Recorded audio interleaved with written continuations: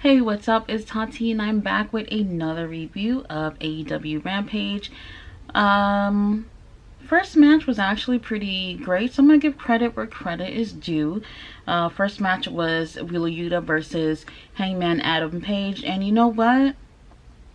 He ain't convincing me yet, but he's doing so much better than I felt like he's done in the past. This was a really physical matchup between Wheeler and Adam, and I really enjoyed this. This is the best match of the night for me. So it went on probably like 15 minutes or so, and I was thoroughly entertained. They did a really great job. There were some times where I was like, you know what, Wheeler is really going to get this, but unfortunately it did not happen.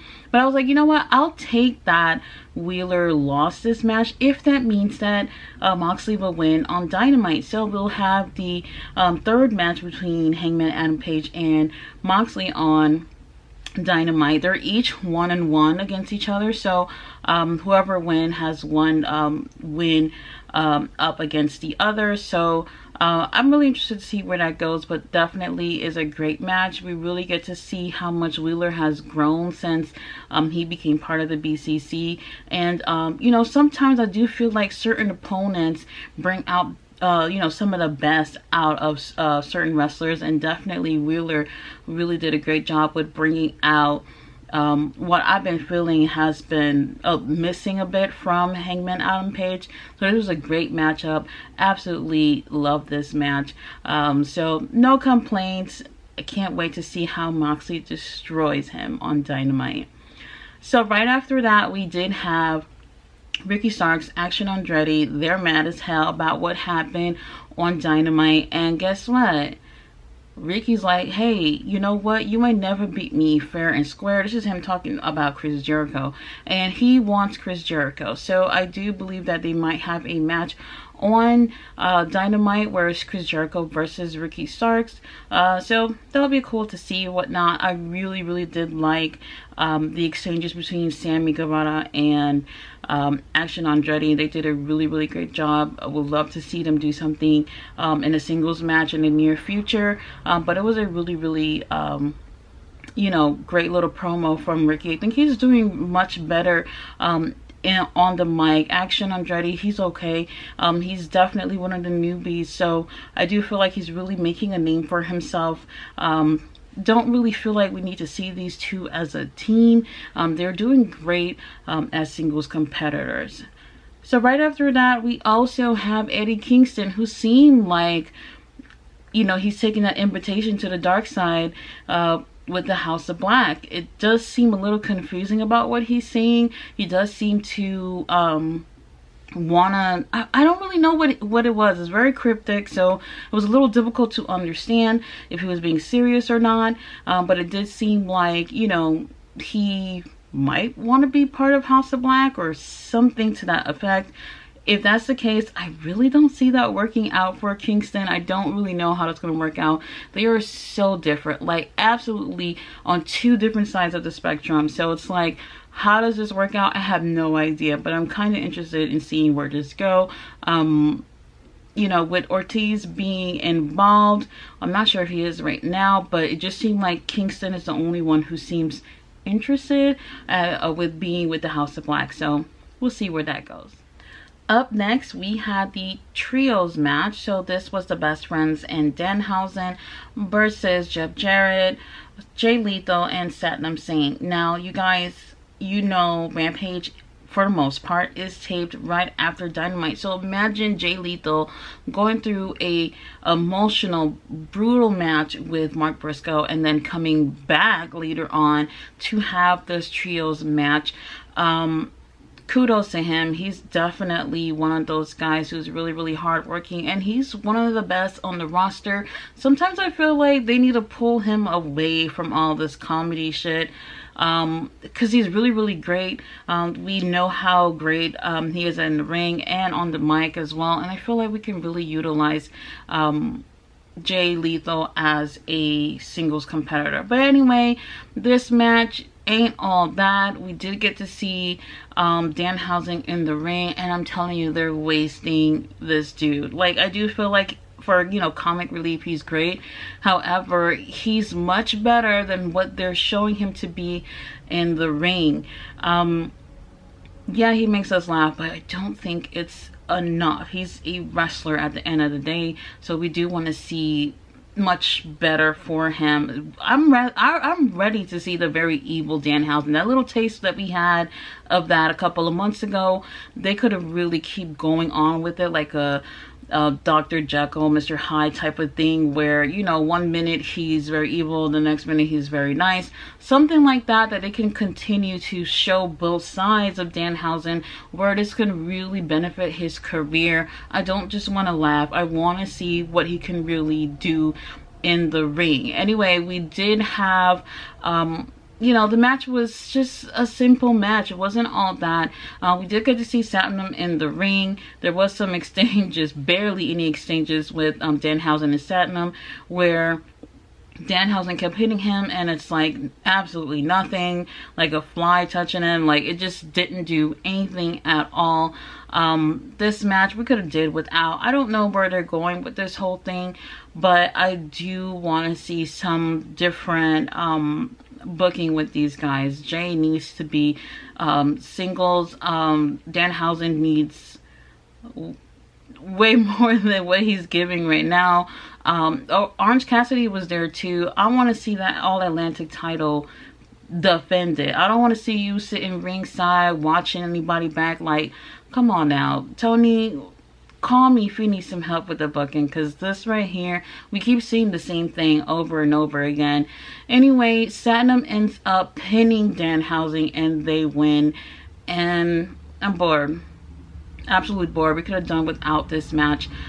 Not feeling it at all. So right after that, we do have Renee going to interview Ruby Soho, and then here we have Britt Baker interrupting, basically saying that they need to form an alliance. This whole stupid shit with AEW girls and the girls that are not homegrown girls, like, it is so tired. It barely started, but I'm just going to give it a chance to see where it's going. To be honest, I just feel like this is the wrong way to go. Ruby, I don't think she's going to form any type of alliance with Britt Baker and the other girls, but it is what it is. I'm over it. Absolutely over it. Up next, we have Powerhouse Hobbs versus Tony Mudd. And you guys, over it. Let me tell you, Powerhouse Hobbs is one of those guys that I expected to see big things from going into 2023. Unfortunately, that did not happen. He kind of got lost in the shuffle, and they're, you know, having these little vignettes of Powerhouse Hobbs coming back in the Book of Hobbs and all this shit. Like, he's gonna come back and just be on a rampage, no pun intended. And to be honest, you having a 1-minute match does not showcase what you have as a wrestler. It's just too little time to really go out there and show everybody you mean fucking business. It's absolutely too short, and it doesn't help him at all. And I'm really, really disappointed that that's how they're going with this. Kind of like how they did with Wardlow, because I really, really like Wardlow. They started him off with, like, God knows, like, months and months of just squash matches that's like unbearably boring squash matches, and then he worked his way up to having bigger and much more credible opponents. And where the hell is Wardlow after getting that TNT title? Who knows? Who knows? They got to do this right. Unfortunately, I just don't see them going about this a different way. It's going to be a couple of squash matches until he gets to go against a much more bigger guy like himself. Anyway, he ends up winning via torture rack slam, and that's it. Nothing more I can say about that. Right after that, we do have Top Flight. They've been on a roll lately, and they are calling out the Trios champion. I want to see these three go at it. So they called up AR Fox, and, you know, it's going to be Top Flight, AR Fox versus Young Bucks and Kenny Omega. So they have not release a date for that. They're saying now that Kenny Omega's having issues with his visa, which is why we haven't been able to see him as of late. I'm not sure if that might be the case, because rumors aren't always true, but that is kind of likely since we haven't seen him. That gives him a bit of a break after having that all these matches. So I could understand he's probably chilling at home if there are some visa issues, but it did not announce that match with the trios titles on the line to be for next week Dynamite. So maybe in the next 2 weeks or so, if those issues are resolved, he'll be back and we'll be able to see that match. I don't see them taking the gold from them. It's still pretty early since we haven't seen them, since they won the trios title, we haven't seen them defend it. So that would be the first defense since they won it. So I don't know. Wherever they go with that, I know it's going to be a great match with all 6 of these guys in the ring, but I don't see it changing hands. Very interested to see that match. I'll definitely be looking forward to that. Right after that, we do have backstage Renee Paquette and Dustin Rhodes. And Dustin lost his mother earlier this month, and so he's been having a really tough time, and he says like the best way to move forward is to come back in the ring, and that'll help him move forward with his grief. Then we get Swerve Strickland and the Mogul Affiliates, and they come out, and Swerve is like, he's tired of these geezers coming in, taking the spotlight, taking some time and whatnot. He talks about his brother Cody. He talks about his father Dusty, and he is pissed off. And he was like, oh, like there's like a little sad violin playing, because he's talking about the loss of his mom and all that stuff. And I love Swerve. I really do. Those other 2 guys, I don't know where they're going with that, because we haven't really seen them do anything. They're just walking around and talking. That's pretty much it.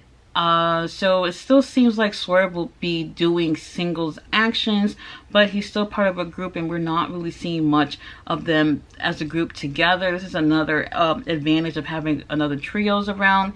So I don't know what's going on with that, but we still have Swerve, doing singles action. So they will be pairing up in the ring. So we'll see Dustin versus Swerve soon. I am looking forward to seeing that, because I do think both of these guys are incredible in the ring. So I don't think they've ever been in the ring together, so very interested in seeing that. So up next, we do have the main event, which was Jamie Hayter versus Emi Sakura. Right before the main event, we do have Jade and Layla. They are being interviewed by Lexi, and then they're interrupted by Kiara and Red Velvet. Now Red Velvet, she is tired of the bullshit, and she's like, you know what, I want to go against you. And she says she's gonna win. It's gonna be 49-1. And to be honest, I thought it was gonna be a tag team match since all 4 of them was back there. So when they do go in the ring together, I'm not really expecting much. I do feel like Jade is gonna continue her streak as she goes against Red Velvet. So I'm not really expecting anything wow about the match either. While Jade, I think like she is just absolutely gorgeous to look at, and she just has this attitude that is so badass. I do feel like she still needs improvement in the ring, so I don't see them doing anything during that match where it's going to feel like, damn, if I missed it, then I missed something, unfortunately. Moving on to the main event, it is Emi Sakura versus Jamie Hayter. Now, I don't like these eliminator matches because I don't think they make sense. You go against the champion, but not for the title. If you win, then you can go against the champion that you just beat for an opportunity for the title. I don't like it because I just feels like it's a little bit of a waste of time. Why not just put 2 opponents with one of them not being the champion, and they go against each other. Whoever wins that will get a step closer to, you know, going for the title against the champion. That's what I feel like makes more sense. Because we've seen these, and I can't even remember, I don't think so, that if anybody who's done these eliminator matches actually ends up winning the title. Now, this is a little bit different than like when Moxley won that title, because there was a whole fucking tournament, and this right here is not a tournament. So I don't know, it's a little bit of a waste of time to me. I just feel like other opponents should go against each other, and then they work their way up to getting towards the gold, and then they go against the champion. I think that makes more sense. These girls really did put a really great match tonight. Jamie shows why people was rooting for her to be champion, and also Emmy, she does a really great job. If you watch Dark or Elevation, you'll see that, you know, she works well. She doesn't have any issues with putting these girls over. She works backstage with these girls to help them improve, and she really shows why she is one of those leaders for the girls. Unfortunately, she did not pick up this win, but this match was very, very great. And one thing that I do want to bring up, something that probably other people are not paying attention about, is AEW got new barricades. Now, I forgot to mention this for my review for Dynamite, but I think on Wednesday was the first time they used them. Now, I've been so weary of these barricades that they had before, because as soon as somebody touches them, even if a finger touches the barricades, it flies out into the audience and people can get really, really hurt. And I was so worried about hearing lawsuits about this, and they finally got barricades. So now we did have a spot on the match where the girls are like, you know, throwing themselves onto the barricade, and it didn't even move, and that reminded me of them getting new barricades. So I'm really happy with that. Anyway, Jamie ends up getting the win. This is a very great match. If you want to go back and watch this, I absolutely recommend. All the girls in the back should look at this match as an example. Like, we really want to see better things with these girls. So before I go, I just want to briefly talk about the Jay Briscoe tribute show that they had posted. You can watch it on ROH's YouTube account, or you can watch it on the Honor Club app. Now, this was a really great show. Oh my god, I'm telling you, like, in between matches and stuff, they had, you know, the guys in the locker room talking about, you know, their feelings about Jay and whatnot, and everybody had me about to start bawling because it was so emotional. I think the most emotional one for me was Samoa Joe. You see a really big dude like Joe, and then you see him crying and so emotional. It's like, fuck, it's just so sad. And then you see how much of an impact that he really had with these guys. You know, it's not like other jobs where, you know, you work with people but you don't really get a close relationship with them. And it really shows how these wrestlers are on the road so much, they're with each other so much, that they get a chance to really get to know each other very well. And they really did a great job with this tribute show. So it was 3 hours long. I wasn't expecting that. They did have some of Jay's best matches in this tribute, which I really like, because for whatever reason I just didn't see that coming, because I knew they already taped a show where they had matches for the tribute show, but they did put some of his best matches.